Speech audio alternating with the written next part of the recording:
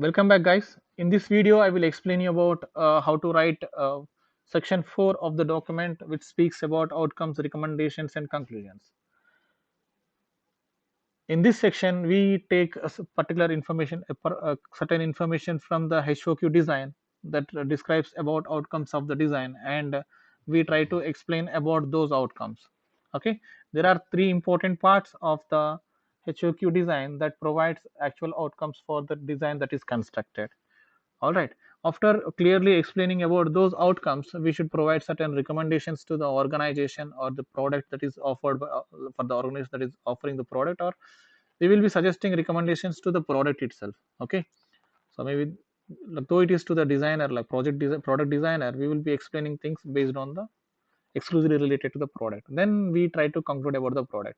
For conclusion and recommendations, I recommend you to leave 200 words, and for detailed outcomes, at least 500 words should be written.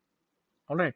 So let me start showing you like what kind of information should be included in the section. So considering this HOQ design, we have information. We have three different types of outcomes that we generated. One is computer analysis graph. Second one is this technology benchmarking section, and we have two different designs that we have created, graphs, two different graphs, technical graph and computer analysis graph. We have total four different details, and while discussing about these details, it is very important for us to give appropriate references that you can take it from outside. So how we can do that? Let us go to the HOQ design. See, in this HOQ design, we can see that based on the weights and important values of the technical requirements that are provided above. So this is a relational value. I mean, it explains the value that is achieved over here, explains about both customer expectation and technical feature that is offered. If you say 707, this is related to the cost. If you can see that, like I already showed it in the last video, this is cost related one. So for cost, I got this is cost. For cost, I got highest value. Sorry, 707.1. Okay, this is the most important factor that should be considered by the product design team while designing its products or services. So it means that when the value of the cost is reduced while satisfying all the customer requirements, means this value says that this feature should be established because it most satisfies all the functional requirements of the customer with respect to given technical requirement or functional requirement. All the customer requirements are achieved at, because of this doing this technical requirement. That what we are doing in these technical requirements, we are reducing cost. So when reduced cost, though offering all the requirements customer have with reduced cost, it provides a lot of satisfaction to the customer. That is what it is explained over here. It means while satisfying all the customer expectations, we should reduce cost. Okay, so this is how we describe it, and so because of it, it says that customer cost is reduced, and when all the expected customer requirements are satisfied, customer satisfaction will be more. For this information, you can cross check for some proper reference outside, and you can include it. Okay, you can write a little bit about it also. So xyz person said, like maybe you can give in-text citation kind of thing. All right. So after in that way, like you will be explaining some of the most important elements, like four or five important items or one or two important items. Then of this section is done with that one, and you can also discuss about difficulty level of achieving it. Maybe this one, maybe difficulty is 7. Though the cost reduction is very important for the satisfying customers, it is very difficult for the management to implement it because the difficulty rating is high. Because we need to do a lot of we need to put a lot of efforts to reduce that price in that way. Okay, so we will be giving all values to the difficulty rate 0 to 10, and based on those values we understand what is the difficulty level of the functionality that is more important for achieving customer requirements.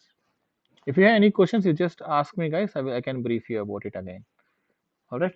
So next part of the document is about customer competitive analysis graph.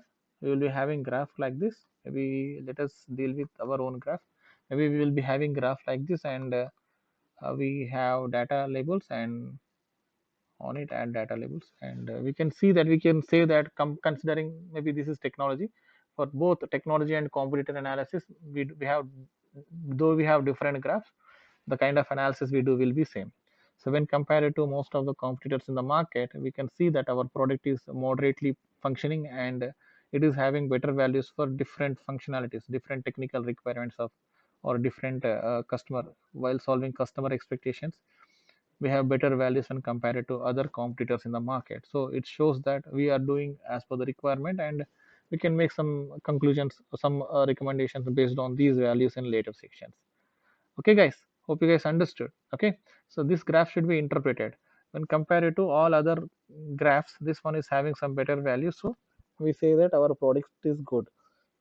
So when we have all good, it will be like we will be having less to explain. Okay, we need to have some, at least one or two worse things, based on which we can make some recommendations. For example, here if you see, the shining is lower than most of the competitors in the market, so the organization should work hard to improve color shining of the car, such that it stands with the market. So this is the recommendation we can make. So if we have some moderate values, maybe not least values, maybe moderate values are required to make certain recommendations to the product.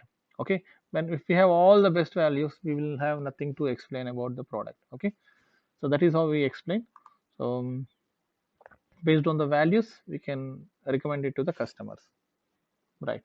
So that's it. And after completing this section, you just write about the conclusions and recommendations.